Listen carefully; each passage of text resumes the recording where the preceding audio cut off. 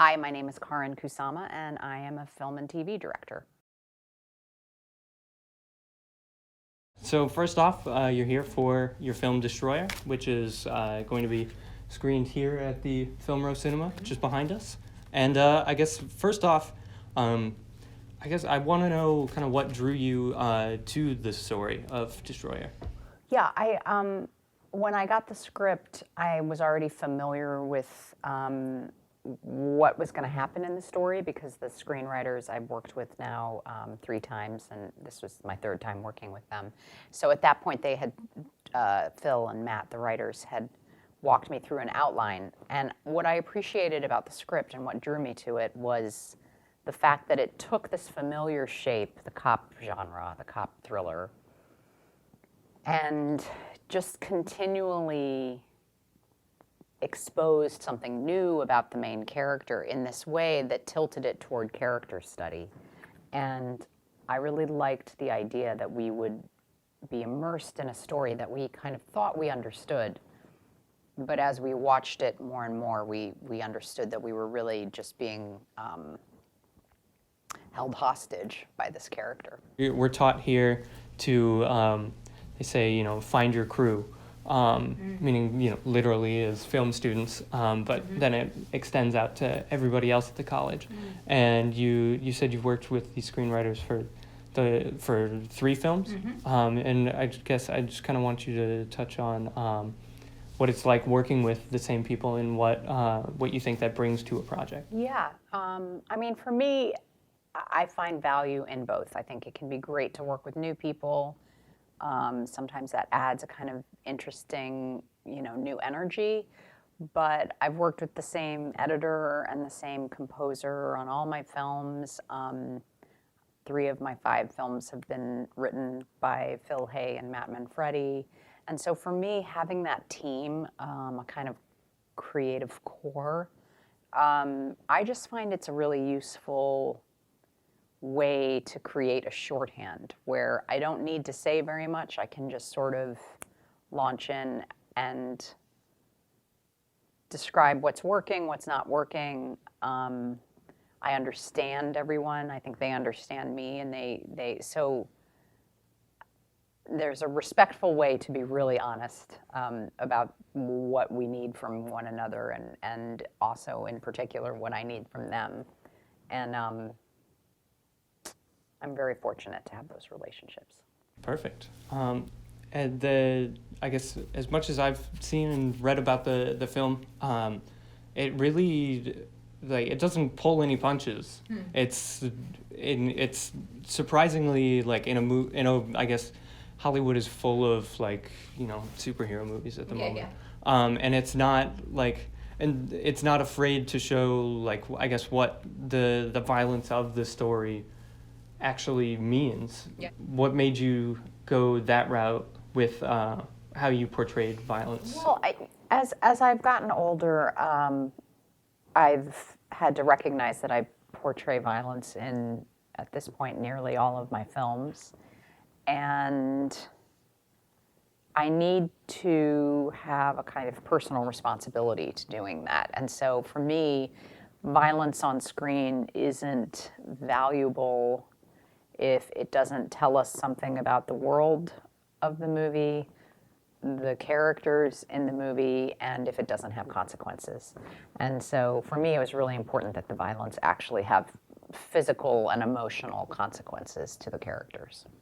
And so I guess, how does that translate to how you handled filming the scenes, physically on set? Well, I think for me, it's all about it just feeling real. So whenever something felt performed, or what we often say on set is, oh, it feels a little stunty, which means you can kind of tell that it's a choreographed move. If you ever felt that way, I would have to rethink it or do it again. Gotcha. So most people know of Girlfight, at least through going through Columbia's film program. We use both Girlfight and Jennifer's Body in our script analysis classes. Oh, that's cool. So like we use your screenplays to Uh-huh. to learn. That's awesome. And that was my first exposure to it. And I feel like a lot of people don't really know that you wrote, directed, and produced that film, and it was your first feature. So I guess like how was that just in general handling those 3 roles? Well, luckily I had producing partners who really produced the movie. I mean, who were there every single day as the producers on the film. I'm so lucky to have had Martha Griffin and Sarah Green and Maggie Renzi. But writing and directing at that point felt like the right move for me. I felt like really close to the story. I knew it inside and out. And I mean, I knew it, I understood it emotionally. And then in terms of directing it, that's just what I've always wanted to do. And so I felt like I was going to take the leap and see if I could, handle it. But at that point, I'd been out of college for 6 or 7 or 8 years at that point already by the time I was trying to make Girlfight. And so I really had a little bit more of just life experience under my belt, which I think for all students is an important thing to remember, that like it's not, there's no rush to direct your first feature. You only get to do it once. So the more likely you are to do it right, I think, is also commensurate with the fact that you might need some experience in the world. Absolutely. And so I guess not only did you accomplish all of that for your first feature, it went on to win award of the Youth at Cannes, and then was nominated for the Spirit Award. How does that feel, not only doing that all as your first feature, but then to get that sort of recognition? I mean, I was so fortunate because we had gotten into dramatic competition at Sundance, and so to be able to premiere at Sundance, and we won the grand jury prize, and I won the director prize.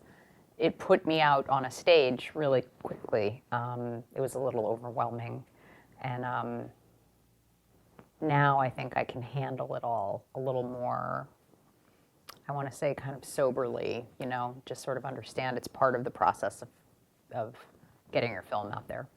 Awesome.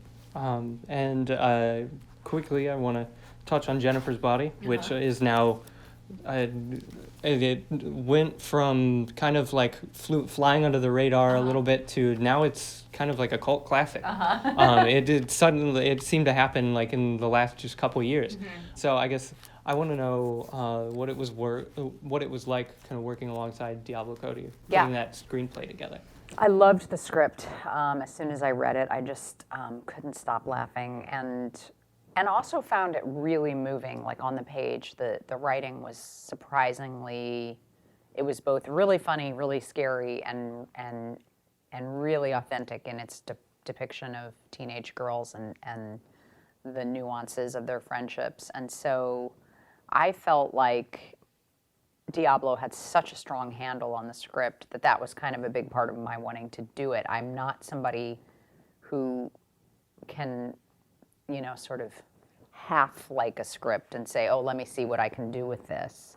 I just was in love with the script from the beginning. So I didn't ask for very much to change. I mean, I think we worked on a few things to clarify or refine a scene or a meaning.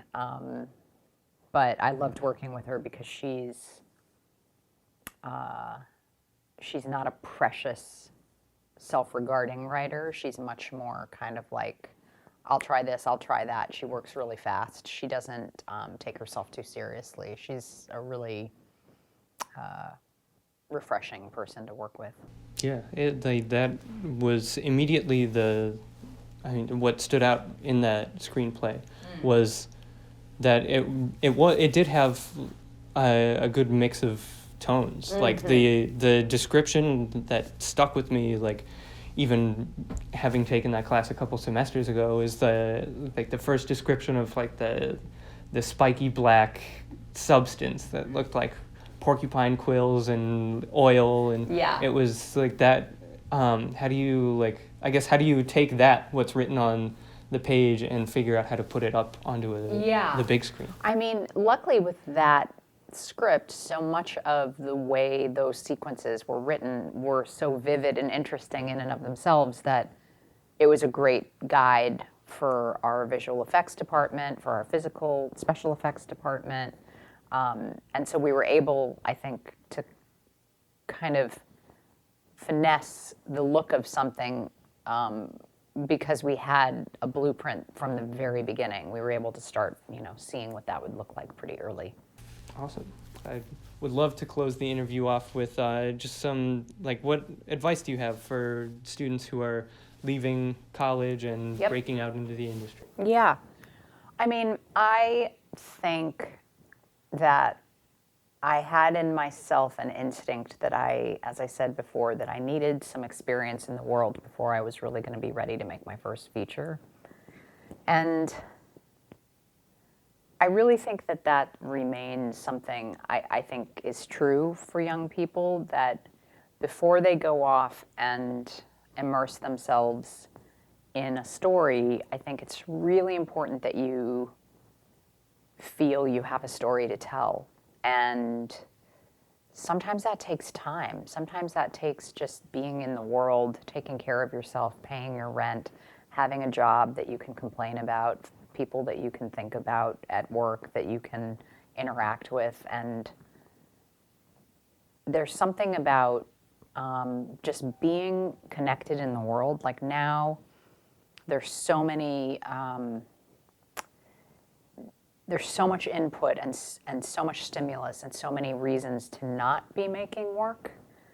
And so I like to think that as a kind of a voice from the analog past, I like to remind people that, sometimes just sitting and staring out the window is like a really valuable way to use your time, and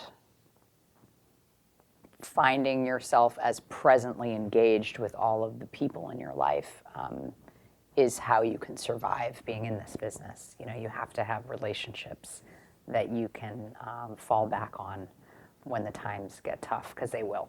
So I always say cultivate and nurture those relationships and friendships and take care of them, and that's going to be a way to help take care of yourself moving forward in the business.